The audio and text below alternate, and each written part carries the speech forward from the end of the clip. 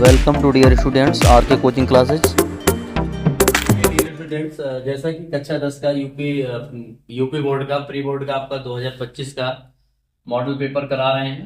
और सब्जेक्ट आपका गणित रहेगा, गणित विषय का करा रहे हैं। इसमें आपका जो मैथ का पेपर होता है आपका दो सेक्शन में डिवाइड होता है। पहला सेक्शन जिसमें 20 नंबर विकल्पी रहता है, ऑब्जेक्टिव क्वेश्चन रहते हैं।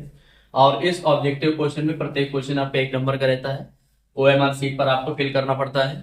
और सेक्शन बी है जो आपका रिटन होता है, लिखित पेपर होता है, ये 50 नंबर का रहता है। इस प्रकार आपका टोटल पेपर आपका 70 नंबर का बन जाता है।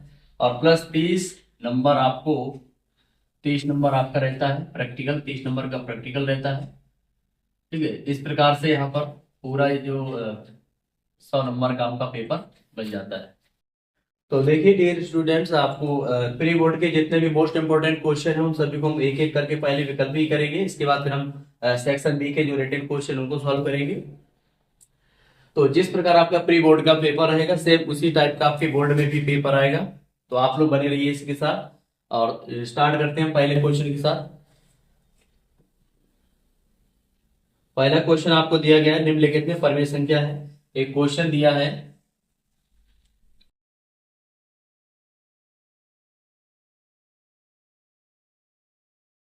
पहला क्वेश्चन दिया है, निम्नलिखित में परमेय संख्या है। इसमें ऑप्शन दे रखे हैं। ऑप्शन है, पहला ऑप्शन हमारा √2 है, दूसरा ऑप्शन है √3 और तीसरा ऑप्शन दे रखा है √9, चौथा ऑप्शन दिया है हमें √7। तो इस पर कह रहा है, ये पहला ऑप्शन है ABCD करके दे रखा है। और इसमें कह रहा है बताइए इनमें से कौन परमेय संख्या है। तो इसमें परमेय संख्या बताना है कि इनमें से परमेय संख्या कौन है, परमेय संख्या है। तो देखिए जैसे कि √2 लिखा है, यानी जिस संख्या का हम यहाँ पर वर्गमूल निकाल सकते हैं वह संख्या हमारी परमेय संख्या होती है। अब क्योंकि √2 का वर्गमूल नहीं निकाला जा सकता है, इसलिए यहाँ पर √2 एक हमारी अपरमेय संख्या है। और √3 भी हमारी अपरमेय संख्या है और √7 भी अपरमेय संख्या है। लेकिन √9 का वर्गमूल होता है, √9 का वर्गमूल होता है 3। तो इसलिए यहाँ पर √9 का वर्गमूल 3 निकल के आएगा, इसलिए ये संख्या जो दी गई है परमेय संख्या है। और हमें यही इस क्वेश्चन में बताना था कि परमेय संख्या कौन है। तो √9 हमारी एक परमेय संख्या है। √9 को आप फैक्टर करके भी इस प्रकार कर सकते हैं, 3 से 3 तक 9 हो जाएगा, 3 से 3 का 3। और जब इस प्रकार 9 का यहाँ पर हमने वर्गमूल लिया, 3 गुणे 3 करके डबल जुड़ेगा तो वर्गमूल निकल के आएगा 3। तो बढ़ते हैं नेक्स्ट क्वेश्चन की ओर। नेक्स्ट क्वेश्चन आपको दे रखा है, इनमें से कौन सा सह अभाज्य संख्याएं हैं, सह अभाज्य संख्याओं का युग्म है। तो देखिए पहला ऑप्शन आपको दे रखा है 1435। फर्स्ट ऑप्शन आपको 1435 दिया है। और दूसरा ऑप्शन है 1825। और नेक्स्ट ऑप्शन है आपका 3193। और नेक्स्ट क्वेश्चन दिया 3262। नेक्स्ट ऑप्शन दिया आपको 32 करके 3262 करके दे रखा है। ये हमारा चौथा ऑप्शन है। तो पहला ऑप्शन हो गया हमारे पास 1435, दूसरा है 1825, तीसरा है 3193 और चौथा ऑप्शन है हमारा 3262। तो देखिए इसमें से हमें बताना है कि इनमें से कौन सा है अभाज्य संख्याओं का युग्म है। सह अभाज्य संख्याओं का मतलब होता है कि जैसे एक संख्या लेते हैं, जैसे मान लीजिए यहाँ पर हम ऑप्शन के अकॉर्डिंग संख्या समझाते हैं। जैसे 18,25 दिया है, तो इसमें सहभाजी का मतलब होता है कि जैसे 18 जिस संख्या से विभाजित हो उस संख्या से 25 नहीं होना चाहिए, और जिस संख्या से 25 विभाजित हो उस संख्या से 18 विभाजित नहीं होना चाहिए। स्वयं में तो संख्या किसी भी संख्या से विभाजित हो, लेकिन ये जिस संख्या से 25 विभाजित हो उससे 18 विभाजित नहीं होना चाहिए, और जिससे 18 विभाजित हो उससे 25 विभाजित नहीं होना चाहिए। तो देखिए जैसे कि 18 यहाँ पर 3 से भी डिवाइड हो रहा है, 3 छंग 18, साथ में आपका 9 दूना 18, लेकिन 3 से 25 नहीं कट पा रहा है, 9 से भी 25 नहीं कट रहा है। ठीक इसी प्रकार से 25 है, 25 हमारा 5 से विभाजित होता है, और लेकिन 25 से 5 18 विभाजित नहीं होता है। तो इसलिए इस क्वेश्चन का जो राइट आंसर होगा हमारा 18,25। तो सह अभाज्य संख्याएं, सह अभाज्य संख्या का जो यहाँ पर होगा 18,25, क्योंकि सह अभाज्य संख्या उसको बोलते हैं हम, सह अभाज्य संख्या। इसी प्रकार और भी युग्म ले सकते हैं, जैसे 17,25, या फिर हम ले सकते हैं इसमें से 15, और 15 कौमा इसमें मान सकते हैं आप लोग 15,16। तो यहाँ पर देखिए ये भी एक सहअभाज्य संख्या है, क्योंकि 15 जिस संख्या से विभाजित होगी उस संख्या से 16 नहीं होगी, और जिस संख्या से 16 होगी उस संख्या से 15 विभाजित नहीं होगी। तो उम्मीद है कि आपके क्वेश्चन समझ में आ रहा होगा। बढ़ते हैं नेक्स्ट क्वेश्चन की ओर।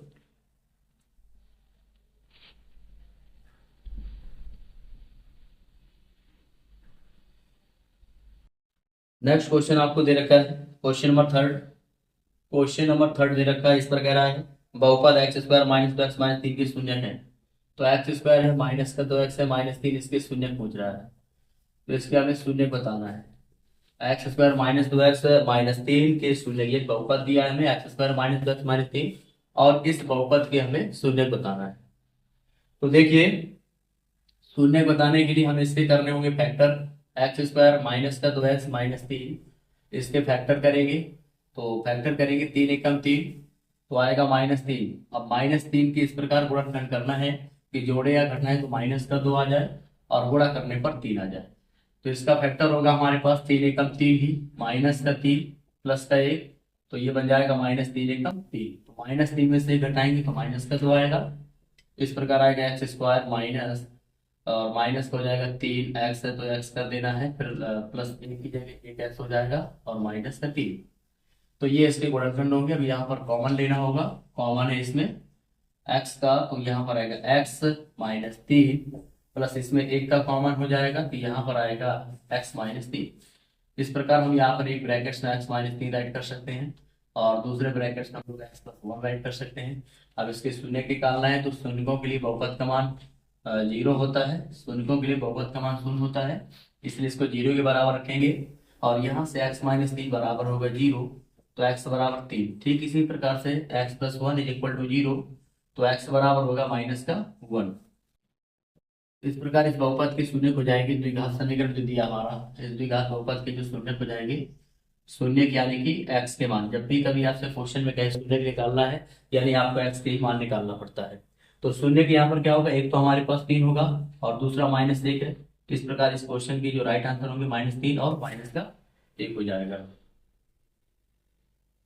अब बढ़ते हैं नेक्स्ट क्वेश्चन की ओर। नेक्स्ट क्वेश्चन हमें दिया गया है समीकरण।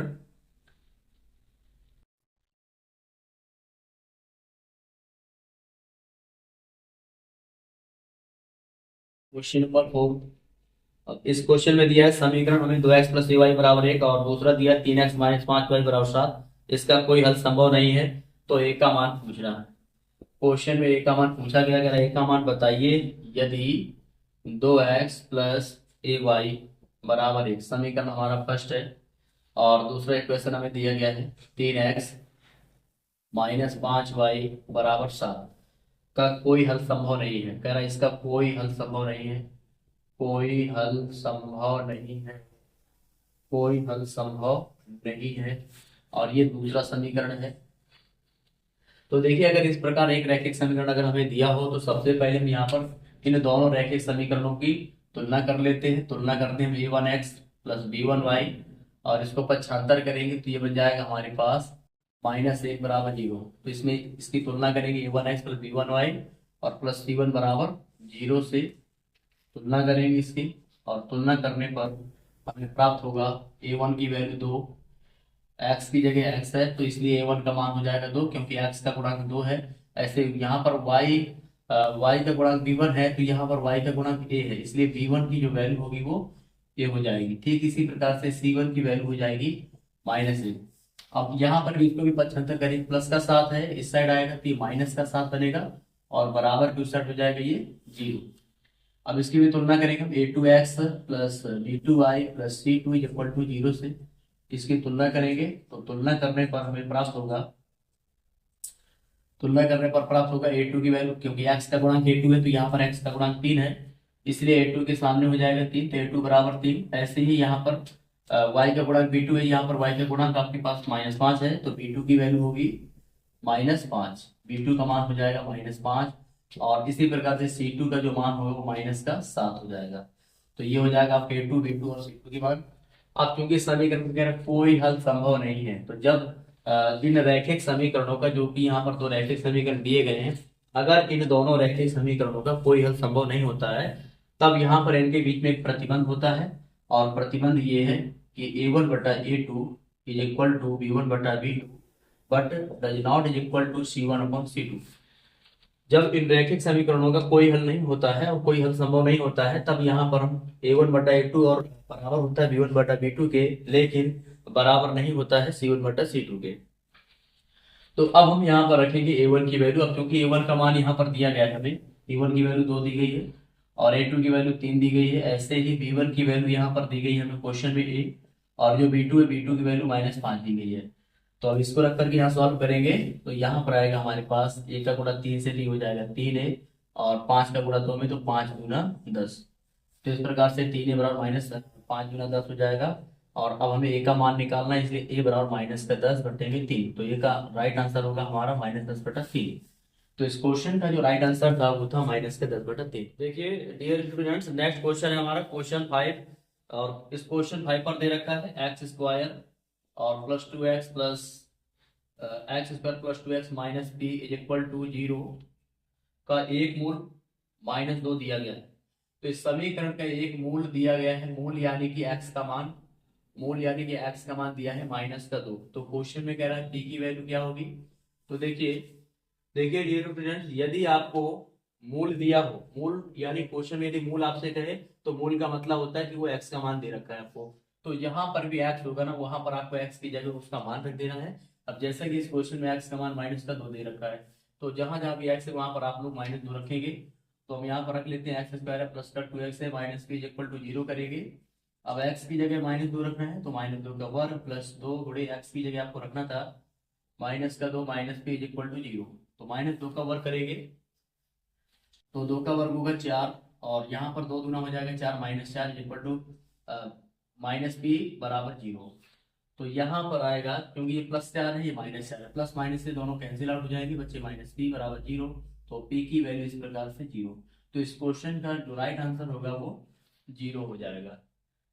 तो हमें उम्मीद है कि आपके क्वेश्चन समझ में आ गया होगा, इसलिए बढ़ते हैं नेक्स्ट क्वेश्चन की ओर। और नेक्स्ट क्वेश्चन हमारा क्वेश्चन नंबर 6 है। क्वेश्चन नंबर 6 दे रखा है, यदि द्विघात समीकरण, एक द्विघात समीकरण दे रखा है 3x² - 12x + m बराबर 0। तो एक द्विघात समीकरण दे रखा है 3x² - 12x + m बराबर 0, और इसके मूल बराबर हैं। तो यहाँ पर जो 3x² - 12x + m बराबर 0 के मूल बराबर हैं। तो जब भी आपसे कहे कि क्वेश्चन में बोले आपसे कि मूल बराबर हैं, यदि क्वेश्चन में आपसे कहे कि द्विघात समीकरण के मूल बराबर हैं, तो आपको करना होगा उसको सबसे पहले कंपेयर, यानी उसको रखना होगा 3x² - 12x + m बराबर 0 को इस प्रकार रख करके इसकी तुलना कराएंगे। सबसे पहले ax² + bx + c बराबर 0 से इसकी तुलना कराएंगे। और जैसे ही तुलना करेंगे तो तुलना करने पर हमें प्राप्त होगा यहाँ से ए की वैल्यू हो जाएगी 3, और बी की वैल्यू हो जाएगी -12, और सी का मान हो जाएगा n। तो ये ए और बी और सी के मान प्राप्त हो गए। तो अगर हमसे क्वेश्चन में बोल रहा है कि द्विघात समीकरण के मूल बराबर है, तो जब भी हमें द्विघात समीकरण के मूल बराबर करके बोलेगा तो वहां पर हमें फॉर्मूला लगाना होता है। चूंकि द्विघात समीकरण के मूल बराबर हैं, द्विघात समीकरण के मूल बराबर हैं, क्योंकि द्विघात समीकरण के मूल बराबर हैं, इसलिए इसलिए हमें यहाँ पर b² बराबर डायरेक्ट करना होगा 4ac। तो हम इस क्वेश्चन से इसको डायरेक्ट सॉल्व करेंगे, b² बराबर 4ac। तो अब इसमें रख लेते हैं। तो b की जगह रखना है -12, तो -12 का वर्ग करेंगे = 4। अब a की वैल्यू दे रखी है हमें 3, और c का मान दे रखा है फ्रेंड्स, क्योंकि 12 है तो 12 का वर्ग करेंगे हम लोग। यहाँ पर सॉल्व कर लेते हैं इसको इसके आगे से। देखिए 12 का वर्ग होता है 144, तो हमने 144 रखा, और बराबर में करेंगे 4 तिया 12 करके दे रखा है, 12 और m है। तो हम यहाँ पर 12m राइट कर लेते हैं, बराबर को साइड 144 करेंगे। हमें चूंकि m का मान निकालना है, इसलिए m = 144, और 144 के बटे में आ जाएगा 12। तो हम यहाँ पर 12 से डिवाइड करेंगे इसको, 12 एक कम 12, 2 बचेगा, तो 12 दूना 24। इस प्रकार से m = 12। इस क्वेश्चन का राइट आंसर आपका 12 हो जाएगा। देखिए डियर स्टूडेंट, नेक्स्ट क्वेश्चन आपको दे रखा है, इस पर समांतर श्रेणी का क्वेश्चन है। और क्वेश्चन में दिया गया 10, 7, 4 करके दे रखा है, और डॉट डॉट डॉट करके दिया गया करा इसका 20वां पद होगा, का 20वां पद होगा। तो हमें इस श्रेणी का 20वां पद निकालना है। तो देखिए इस समांतर, यह एक समांतर श्रेणी का क्वेश्चन है। अगर समांतर श्रेणी को हम शॉर्ट में एपी लिखते हैं, एपी का क्वेश्चन दिया गया है। ठीक है, एपी का फुल फॉर्म होता है हमारा अरिथमेटिक प्रोग्रेशन, यानी समांतर श्रेणी के क्वेश्चन है जिसमें 10 7 करके दिया गया है इसका 20वां पद क्या होगा। तो हमें इस क्वेश्चन का 20वां पद निकालने के लिए यहाँ पर श्रेणी का जो पहला पद है, क्योंकि पहले पद को हम ऐसे लिखते हैं, ए का मान हमें 10 दिया गया है, और अब हमें निकालना है सर्वांतर। तो अब सर्वांतर को राइट करने हैं डी से, और डी इक्वल टू होगा हमारा दूसरा पद माइनस पहला पद। दूसरा पद हमें दे रखा है 7 और पहला पद दे रखा है माइनस का 10। तो हम यहाँ पर क्या करेंगे, सर्वांतर निकालने के लिए दूसरा पद माइनस पहला पद करते हैं। पहला पद हमें 10 दिया गया था और दूसरा पद हमें 7 था, तो यहाँ पर दूसरे पद में से पहले पद को माइनस करेंगे। तो यहाँ पर हमें प्राप्त होगा, क्योंकि माइनस की संख्या ज्यादा है प्लस की कम है, तो इसलिए चिन्ह आएगा माइनस पर। जब भी एक प्लस होता है और एक माइनस होता है तो दोनों घट जाते हैं, 10 में 7 घटाएंगे 3, तो यहाँ पर आएगा हमारे पास टी का मान माइनस का 3। और यहाँ क्योंकि 20वां पद कह रहा है तो यहाँ पर जो n है, n का मान हमें 20 दे रखा है, और अब हमें इसका 20वां पद ज्ञात करना है। तो 20वां पद ज्ञात करने के लिए या तो हम इसको tn से लिख सकते हैं, और या तो फिर an से, tn का an t4 टर्म हो गया, या फिर इसको nवां पद मान सकते हैं। इसका फॉर्मूला होता है, a plus n minus 1 into D, ये इसका फॉर्मूला होता है। तो हम यहाँ पर n ही मान लेते हैं। यहाँ पर n की जगह रखना है हमें 20, यानी श्रेणी का 20वां पद ज्ञात करना है, और a हमारा प्रथम पद है, प्रथम पद की जगह 10 रखेंगे, प्लस n की जगह 20 करके दे रखा है माइनस 1, और d का मान हमें निकाला है हमें भी, तो d का मान यहाँ पर माइनस का 3 प्राप्त हुआ है। इस प्रकार a20 बराबर 10 प्लस 20 में से 1 घटाएंगे तो आएगा हमारे पास 19, 19 का गुणा -3 से, तो आएगा 10, 19 3 57, और यहाँ पर आएगा a20। तो a20 यानी 20वां पद आ जाएगा, माइनस की संख्या ज्यादा है, चिन्ह माइनस का आएगा, 1 प्लस 1 माइनस 2 घटेगा, 7 में 0, 7 5 में 4, इसलिए इस क्वेश्चन में जो राइट आंसर होगा वो माइनस का 47 होगा। अब करते हैं नेक्स्ट क्वेश्चन। तो नेक्स्ट क्वेश्चन हमारा क्वेश्चन नंबर 8 है, और क्वेश्चन नंबर 8 पर अगर के किस मान के लिए k प्लस 9 2k माइनस 1 तथा 2k प्लस 7 समांतर श्रेणी के सतत पद हैं। तो हमें यहाँ पर समांतर श्रेणी के AP के सतत पद दिए गए हैं। इसी प्रकार से एक समांतर श्रेणी का एक और क्वेश्चन है, कह रहा है इसमें k प्लस 9 एक पहला पद है, फिर कह रहा है 2k माइनस 1 इस श्रेणी का दूसरा पद है, और इसी प्रकार से 2k प्लस 7 इस श्रेणी का तीसरा पद है। क्योंकि यहाँ पर कह रहा था कि ये जो समांतर श्रेणी के जो पद दिए ये सतत पद है, सतत का मतलब लगातार ये 3 पद दिए गए हैं। तो ये पहला पद हो गया हमारा, ठीक है, श्रेणी का पहला पद प्राप्त होगा हमें k प्लस 9, और जो दूसरा पद होगा a2 is equal to 2k minus 1 होगा, और जो थर्ड पद होगा a3 is equal to 2k plus 7 होगा। तो अब हमें यहाँ पर श्रेणी में, क्योंकि k का मान निकालना है, फाइंड आउट करना है, तो k की वैल्यू प्राप्त करना है, कितना होगा k का मान। तो देखिए समांतर श्रेणी में होता क्या है कि जो अभी सर्वांतर निकालने का जो प्रोसेस होता है, हम इसको सर्वांतर की प्रोसेस सॉल्व करेंगे। अब क्योंकि सर्वांतर का प्रोसेस होता है कि दूसरा पद माइनस पहला पद, या फिर आप तीसरे पद में से दूसरे पद को भी घटाएंगे तो तब भी हमारा सर्वांतर ही निकल जाता है। तो अब यहाँ पर या तो हम दूसरे, जैसे भी यहाँ पर रखेंगे, सॉल्व करेंगे इसको सर्वांतर की प्रोसेस से, तो यहाँ पर रखेंगे दूसरा पद माइनस पहला पद इज इक्वल टू बराबर होगा तीसरा पद माइनस दूसरा पद। यदि हम यहाँ पर दूसरे पद में से पहले पद को घटाएंगे और तीसरे में से दूसरे को घटाएंगे तब भी हमारा ये सर्वांतर ही निकलेगा। तो अब यहाँ पर इसके मान रख लेंगे, जो भी मान होंगे। तो a2 का जो वैल्यू, a2 की जो वैल्यू है वो a2 की जगह राइट करना है 2k माइनस 1 और माइनस, अब क्योंकि a1 की वैल्यू यहाँ पर दी है k प्लस 1, तो जो जैसे कि k यहाँ पर प्लस है, अब यहाँ क्योंकि माइनस करना है, इसको घटाना है, तो यहाँ पर जो ऐसे राइट कर लेते हैं इसको k प्लस 9 करके पहले। और a3 हमारा दिया है, a3 की यहाँ पर जो वैल्यू दी गई 2k प्लस 7 करके दे रखी है हमने, 2k प्लस 7 कर दिया माइनस, और a2 की जो वैल्यू है, तो a2 की जो वैल्यू है यहाँ पर दे रखी है, a2 की जो वैल्यू है यहाँ पर दे रखी है 2k माइनस का 1। तो अब क्या करना होगा हमें, देखिए इसके आगे इस प्रोसेस को यहाँ पर ऊपर समझा देते हैं। यहाँ पर रखेंगे 2k माइनस 1, 2k माइनस 1। अब यहाँ क्योंकि माइनस का गुणा होगा इसमें, तो प्लस वाला होगा माइनस का k, और ये प्लस का 9 हो जाएगा माइनस का 9, और इज इक्वल टू, और इसके आगे यहाँ पर दे रखा है 2k प्लस 7, 2k प्लस 7, और यहाँ माइनस का इसमें भी गुणा होगा तो ये बन जाएगा माइनस का 2k, और माइनस माइनस हो जाएगा प्लस का 1। तो इसमें k की जगह देखिए 2k में से 1k माइनस होगा तो 1k बचेगा, और माइनस का 9 माइनस से दोनों जुड़ जाएंगे तो 9 1 हो जाएगा माइनस का 10, इज इक्वल टू 2k में से 2k कैंसिल आउट हो गया, 7 में से 1 जुड़ेगा तो 8 हो जाएगा, और इस प्रकार से यहाँ पर k इज इक्वल टू 7 1 8 हो चुका था यहाँ पर, तो ये 8 हो गया, माइनस का 10 उसका जाएगा, प्लस का 10 बनेगा। इस प्रकार k इज इक्वल टू 10 8 18, इसलिए इस क्वेश्चन का जो राइट आंसर होगा वो हमारा 18 होगा। तो उम्मीद है कि आपको ये क्वेश्चन समझ में आ गया होगा। तो बढ़ते हैं नेक्स्ट क्वेश्चन की ओर। नेक्स्ट क्वेश्चन है हमारा क्वेश्चन नंबर 9। इस पर दे रखा है त्रिभुज एबीसी तथा त्रिभुज डीईएफ समरूप है। यहाँ पर हमें दे रखा है, ऑलरेडी गिवन है, ऑलरेडी इस क्वेश्चन पर हमें गिवन है, दिया गया है कि त्रिभुज एबीसी समरूप त्रिभुज डीईएफ, त्रिभुज एबीसी समरूप त्रिभुज डीईएफ हमें दे रखा है और ये दोनों समरूप हैं। इसके बाद फिर कह रहा है कोण ए बराबर 75 अंश है। यहाँ पर जैसे मान लीजिए कि हम यहाँ पर दो ट्राइंगल बना देते हैं और इसका नाम दे देते हैं हम यहाँ पर ए बी सी करके, और दूसरा यहाँ पर जो है दूसरा बना देते हैं क्योंकि डीईएफ दिया है, तो दूसरा हम यहाँ पर ट्राइंगल बना देते हैं डीईएफ। तो डीईएफ में यहाँ पर इसमें कोण कुछ दे रखे हैं। पहला कह रहा कोण ए का जो मान है, कोण ए हमें 75 अंश दे रखा है और साथ में कोण ई हमें दे रखा है 57 अंश, 57 करके दे रखा है। और साथ में इसके बाद कह रहा कोण सी का मान होगा, तो कोण सी की वैल्यू पूछ रहा है आपसे, कोण सी का मान हमें ज्ञात करना है। तो देखिए इधर जैसे कि अगर ये दोनों त्रिभुज समरूप हैं, जैसे ए बी सी समरूप किसके है, डीईएफ के, तो संगत कोण जब भी कोई दो आकृतियां आपस में समरूप होती हैं, ठीक है, तो ये थ्योरम होती है हमारी, जब भी कोई दो आकृतियां आपस में समरूप होती है तो समरूप आकृतियों के संगत कोण बराबर होते हैं और साथ में समरूप आकृतियों की संगत भुजाओं का अनुपात बराबर होता है।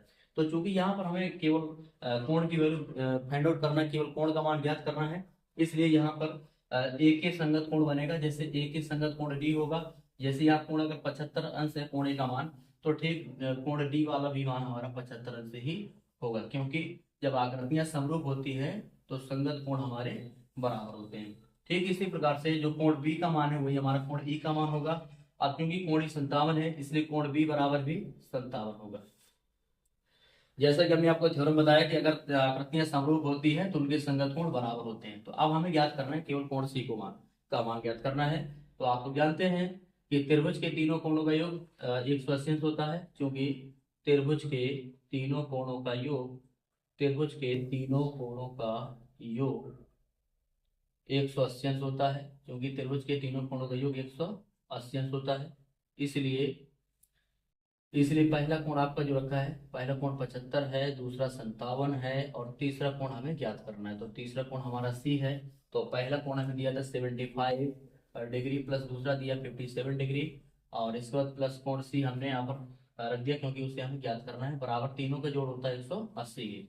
तो अब हम इन दोनों को ऐड करेंगे तो 7 5 12 हो गया, 7 5 12 1 13 132 प्लस कोण सी इज इक्वल टू 180 होगा। और यहाँ पर जो कोण सी का मान है, कोण सी बराबर होगा 180। अब ये चूंकि प्लस का था उस साइड जाएगा तो माइनस का होगा, और 10 में से 2 जाएगा 8, यहाँ पर बचेगा 7, 7 में 3 जाएगा, हमारे पास 4 आएगा।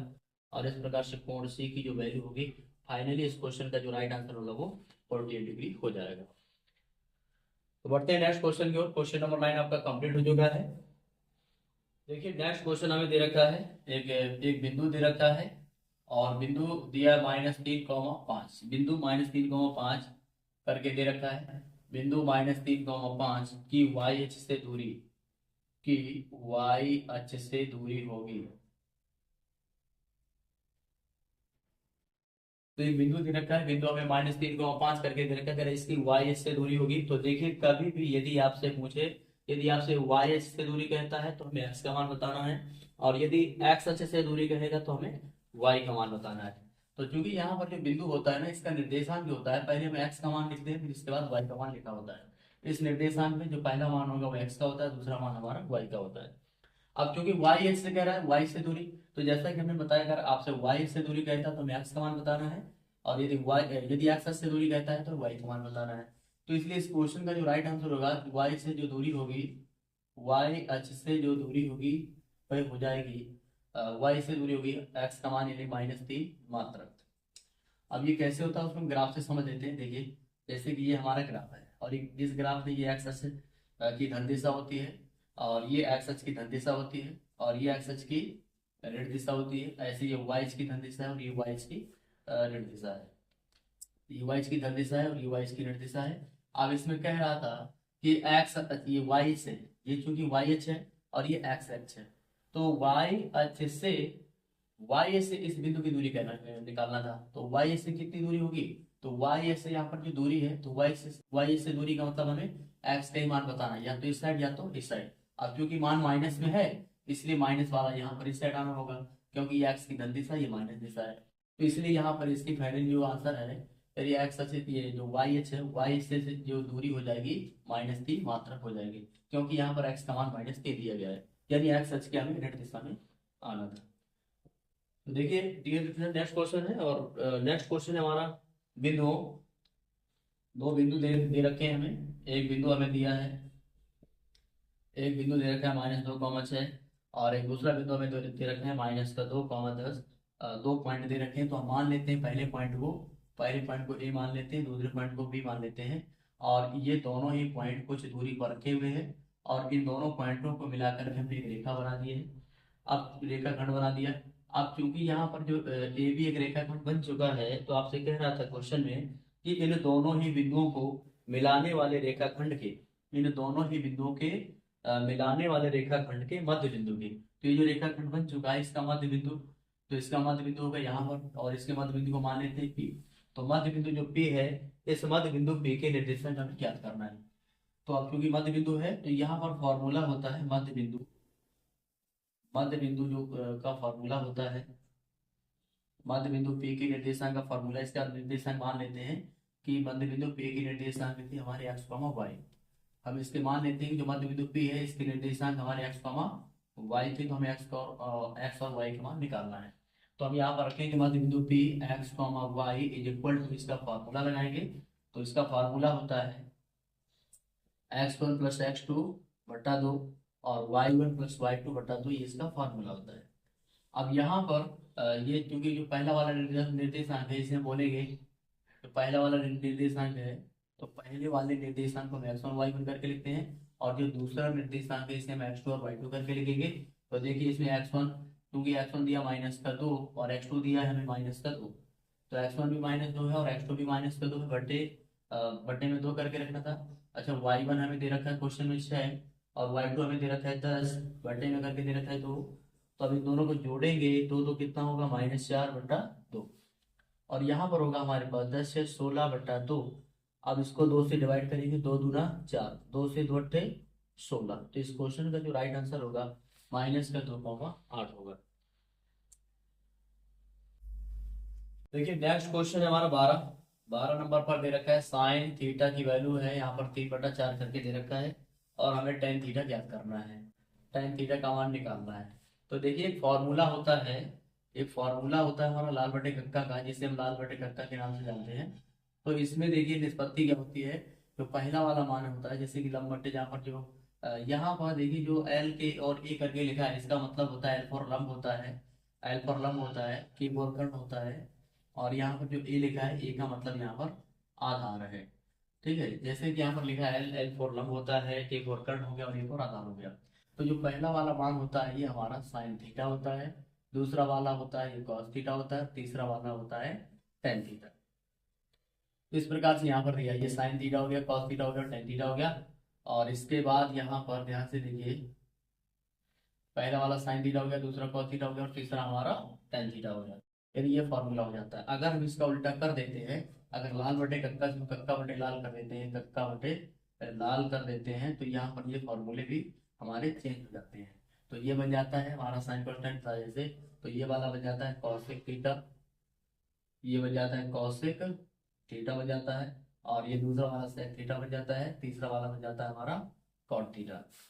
तो यहाँ पर यानी कि जो साइन थीटा है इसका फार्मूला निकल जाता है लंब बटा कर्ण, कॉस थीटा का आधार बटा कर्ण, टेन थीटा का लंब बटे आधार। और ऐसे यहाँ पर भी कॉसेक थीटा का कर्ण बटा लंब, सेक थीटा का कर्ण बटा आधार, और कॉट थीटा का हो जाता है हमारा आधार बटा लंब। तो देखिए साइन थीटा का जो फॉर्मूला है 3/4 क्योंकि करके दे रखा है, तो यहाँ पर साइन थीटा का फॉर्मूला हमने बताया आपको लंब बटे कर्ण, यानी यहाँ पर ये लंब है, और यहाँ जो 4 दे रखा है ये यहाँ पर कर्ण दे रखा है। तो लंब और कर्ण, यानी कि हमें इस क्वेश्चन में फाइनली इस क्वेश्चन में हमें लंब और कर्ण का मान दे रखा है। तो लंब दिया है, कर्ण दिया, और हमें यहाँ पर निकालना होगा आधार, क्योंकि टेन थीटा में होता है, टेन थीटा में आधार होता है, और यहाँ पर आधार हमें अभी नहीं दिया, लंब और कर्ण दे रखा है। हम इसके आधार निकालेंगे। तो आधार निकालने के लिए आधार का वर्ग करना होगा।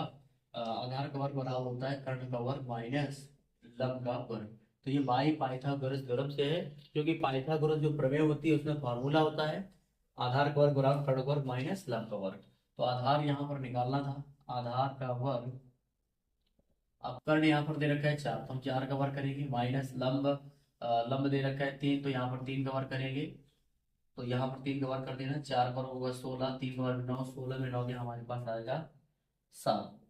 तो इस प्रकार से आधार निकल के आए, निकल कर आ जाएगा 7। और यहाँ पर आधार का वर्ग 7 है, तब हम इसका वर्गमूल लेंगे, और वर्गमूल लेने पर 7 का वर्गमूल हो जाएगा और √7। तो इस क्वेश्चन का राइट आंसर होगा √7। करते हैं नेक्स्ट क्वेश्चन। क्वेश्चन नंबर 13 है। क्वेश्चन नंबर 13 पर दे रखा है एक त्रिकोणमिति का क्वेश्चन दिया है। क्वेश्चन नंबर 13, उस पर राइट है sine square theta plus 1/1 plus tan square theta, इतना दिया गया है। इसका मान है, यानी इस क्वेश्चन का हमें मान निकालना है। इस क्वेश्चन का हमें मान निकालना है। तो देखिए साइन स्क्वायर थीटा की जगह हमें साइन स्क्वायर थीटा राइट करना है, प्लस, और यहाँ पर जो 1 प्लस टेन स्क्वायर थीटा है, क्योंकि इसका फॉर्मूला होता है 1 plus tan square theta equal to होता है सेक स्क्वायर थीटा। यहाँ पर जो मूल सूत्र होता है हमारा, जो सेक स्क्वायर थीटा होता है, सेक स्क्वायर थीटा का फॉर्मूला होता है 1 प्लस टेन स्क्वायर थीटा। तो इसलिए जहाँ पर भी 1 प्लस टेन स्क्वायर थीटा होगा वहां पर हम लोग सेक स्क्वायर थीटा लिख सकते हैं। और क्योंकि जो सेक थीटा लिखा है 1/सेक थीटा इक्वल टू होता है कॉस थीटा, तो जहां पर भी सेक थीटा है तो इसलिए वहां पर हमें करना होगा कॉस थीटा, क्योंकि स्क्वायर है तो स्क्वायर करना होगा 1/सेक थीटा, सेक स्क्वायर थीटा का हो जाएगा कॉस स्क्वायर थीटा। और जैसा भी यहाँ पर एक मूल सूत्र बताया, ठीक इसी प्रकार से यहाँ पर साइन स्क्वायर थीटा का भी फॉर्मूला होता है sine square theta plus cos square theta बराबर होता है 1। इसलिए अब इसका मान हो जाएगा 1, क्योंकि sine square theta plus cos square theta का मान 1 होता है। तो इसलिए इस क्वेश्चन का जो यहाँ पर क्वेश्चन दिया था, इस क्वेश्चन का फाइनली आंसर होगा वो 1। देखिए नेक्स्ट क्वेश्चन, और क्वेश्चन हमें दे रखा है एक छड़ की लंबाई तथा उसकी छाई की लंबाई का अनुपात दे रखा है। तो यहाँ पर अनुपात दे रखा है 1:√3 करके दे रखा है, और एक छड़ की लंबाई, और जैसे मान लेते हैं कि एक छड़ है ये, और ये एक छड़ की लंबाई है, और साथ में ये छड़ की, देखिए क्वेश्चन नंबर 14 दे रखा है एक छड़ की लंबाई तथा उसकी छाया की लंबाई का अनुपात 1:3 करके दे रखा है। तो यहाँ पर हमें 1√3 करके रखना है, और इसके बाद करें तो सूर्य का उन्नयन कोण क्या होगा। देखिए यहाँ पर अगर हम बात करें छड़ की लंबाई, तो छड़ की लंबाई जो है इस प्रकार ऊपर रहती है। ये छड़ की लंबाई यदि 1 है, तो अब क्योंकि जो छाया होती है, छाया तो जमीन पर होती है, जमीन पर इस प्रकार लेटी होती है, तो इसकी जो छड़ की जो लंबाई होगी 1 है। जब लंबाई 1 है उस टाइम पर इसकी जो छाया की लंबाई है वो √3 मात्रक होती है। तो यहाँ पर मान लेते हैं √3 मात्रक, और इसको मान लेते हैं हम लोग 1 मात्रक। और अब क्योंकि इसको एक त्रिभुज टाइप में बना देते हैं, त्रिभुज ABC करके, यहाँ पर इसका एक कोण मान लेते हैं थीटा। तो इस टाइम पर हमसे क्वेश्चन में पूछा गया है कि यदि छड़ की लंबाई 1 है और साथ में उसकी छाया की लंबाई √3 मात्रक है, तो तब हमें यहाँ पर ये बताना है कि इसका उन्नयन कोण कितना होगा। तो उन्नयन कोण यानी कि हमें थीटा निकालना है। तो थीटा निकालने के लिए हम लोग यहाँ पर अब क्योंकि यहाँ पर ये कोण के सामने वाली भुजा हमेशा लंब रहती है, और जो भुजा बचेगी वो आधार होती है, और यहाँ पर जो एकदम 90 नंबर पर इसके सामने वाली भुजा हमारी कर्ण होती है। तो इस क्वेश्चन में हम लोग फॉर्मूला लगा सकते हैं टेन थीटा का। हमने अभी आपको समझाया था लाल बटे कक्का करके, तो लाल बटा कक्का करके समझाया था। यहाँ पर भी लंब बटा कर्ण होता है, ये साइन का होता है, ये कॉस थीटा का होता है, और ये हमारा टेन थीटा का होता है। तो इसलिए यहाँ पर हमें लंब और आधार की वैल्यू दी गई है, इसलिए इस क्वेश्चन में हमें टेन थीटा का फॉर्मूला लगाना होगा। और टेन थीटा बराबर होता है लंब बटे आधार। तो अब यहाँ पर टेन की जगह टेन करते हैं, टेन थीटा करते हैं, और कोण के सामने वाली भुजा लंब यदि 1 है तो आधार हो जाएगा हमारा √3। तो इस प्रकार यहाँ पर टेन थीटा बराबर 1/√3 है। क्योंकि यह जो मान रखा हुआ है 1/√3, ये 10 अंश का होता है, यह मान हमारा 10 अंश का होता है। इसलिए यहाँ पर 10 से 10 कैंसिल आउट होकर के थीटा की वैल्यू जो निकल जाएगी वो 30 अंश निकल गए। कंपेयर करेंगे जब यहाँ पर, तो टेन थीटा की जगह आप क्योंकि 10 की जगह 10 हो गया, तो थीटा की जगह 30 अंश है, इसलिए इस क्वेश्चन का जो राइट आंसर होगा वो 30 अंश। यानी उस टाइम पर जब इस छड़ की लंबाई 1 मात्रक थी और छाया की लंबाई √3 मात्रक थी, तो उस टाइम पर जो सूर्य का उन्नयन कोण होगा वो 30 डिग्री होगा। बढ़ते हैं नेक्स्ट क्वेश्चन की ओर। क्वेश्चन नंबर 15 है हमारा।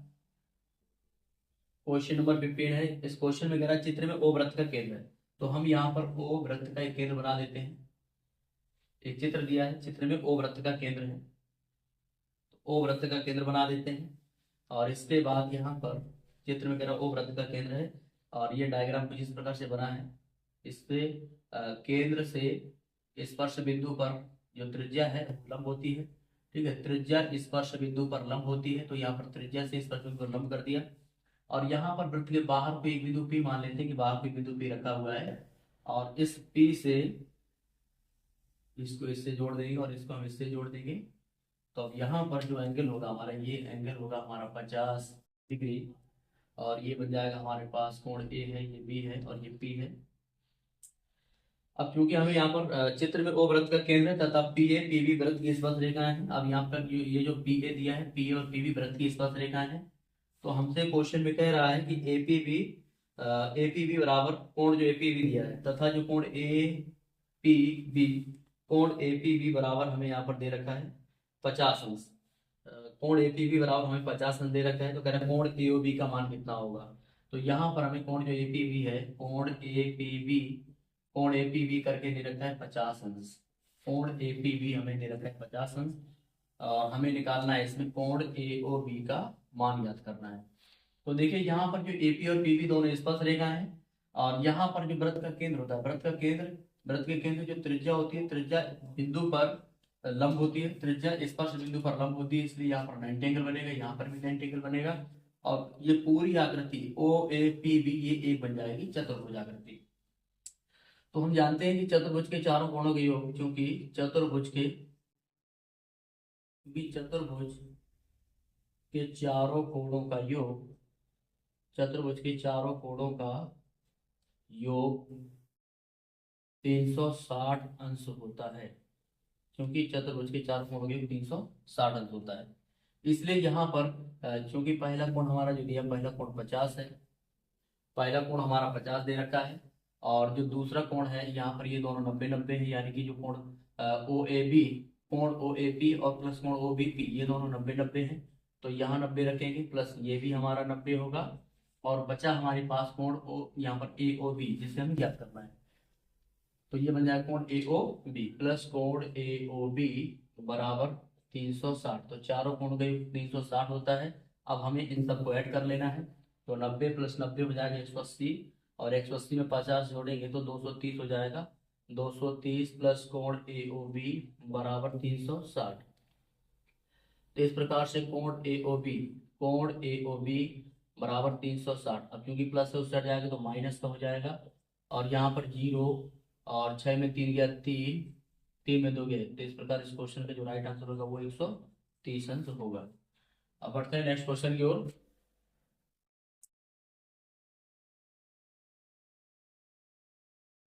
क्वेश्चन नंबर 16 दिया गया है, यदि 14 सेंटीमीटर त्रिज्या के एक वृत्त के त्रिज्य खंड का क्षेत्रफल 154 सेंटीमीटर का है, तो हमें त्रिज्या दे रखी है, त्रिज्या को हम आर से राइट करते हैं। त्रिज्या आर बराबर 14 सेंटीमीटर करके दे रखा है, और 14 सेंटीमीटर एक त्रिज्या है कि एक वृत्त के त्रिज्य खंड का क्षेत्रफल।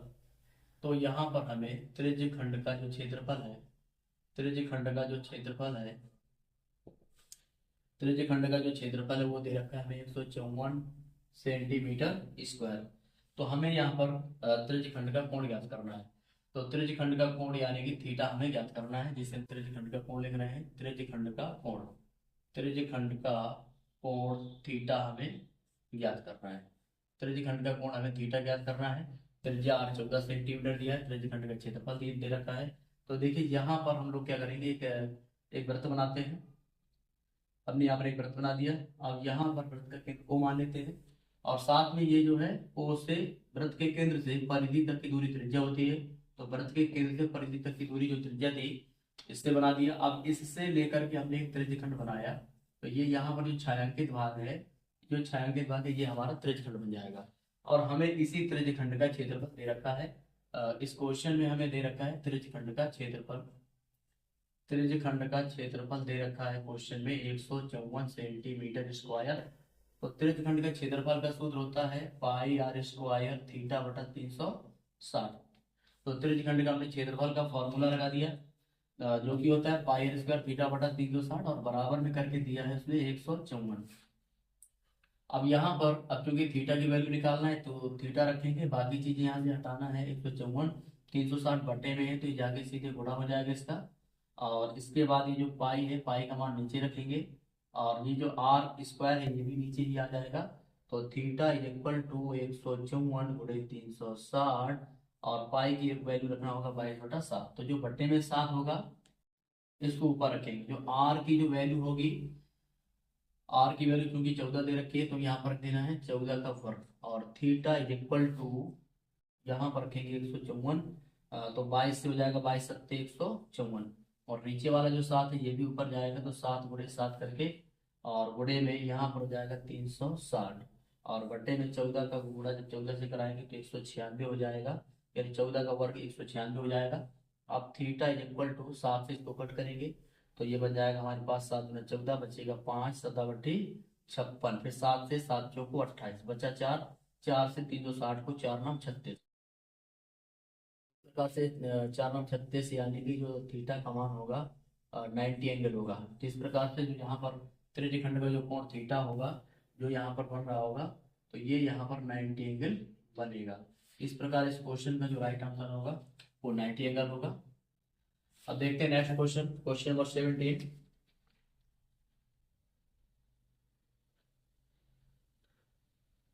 क्वेश्चन नंबर 17 है, देखिए क्वेश्चन नंबर जो 17 है उसको सॉल्व करते हैं। क्वेश्चन नंबर 17 में हमें दे रखा है करा 1/2 सेंटीमीटर व्यास के गोले का पृष्ठ होगा।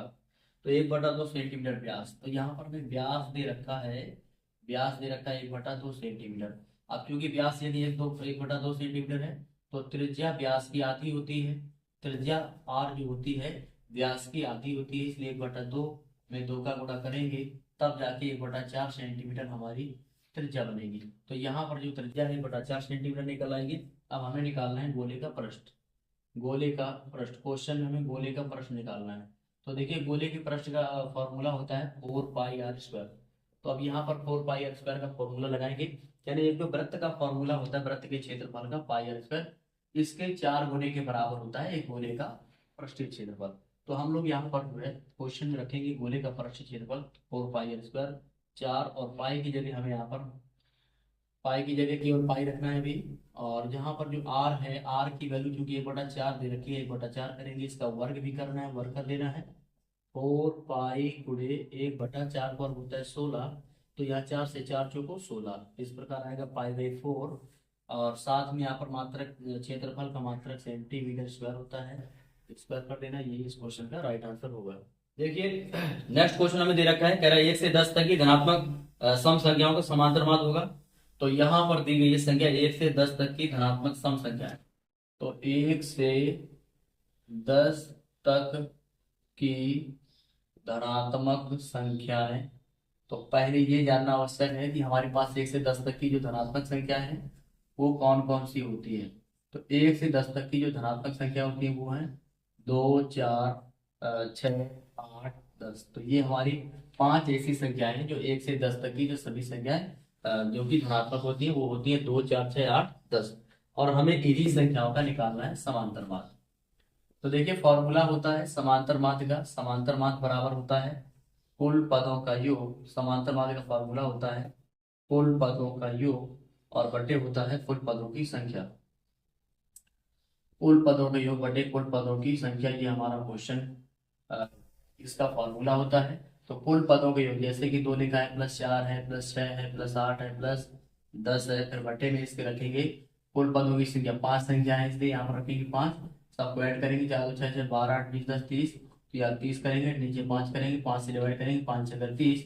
इसलिए इस क्वेश्चन का जो राइट आंसर होगा समांतर माध्य, हमारा समांतर माध्य हो जाएगा, समांतर माध्य इस क्वेश्चन का 6 निकल आएगा और यही हमारे इस क्वेश्चन का राइट आंसर होगा। अब बढ़ते हैं नेक्स्ट क्वेश्चन की ओर, क्वेश्चन नंबर 19। क्वेश्चन नंबर 19 पर दे रखा है यदि किसी बारंबारता बंटन का माध्य माध्य दे रखा है। इस क्वेश्चन में कह रहा माध्य अगर 20.5 है, साथ में माध्यिका दे रखा है।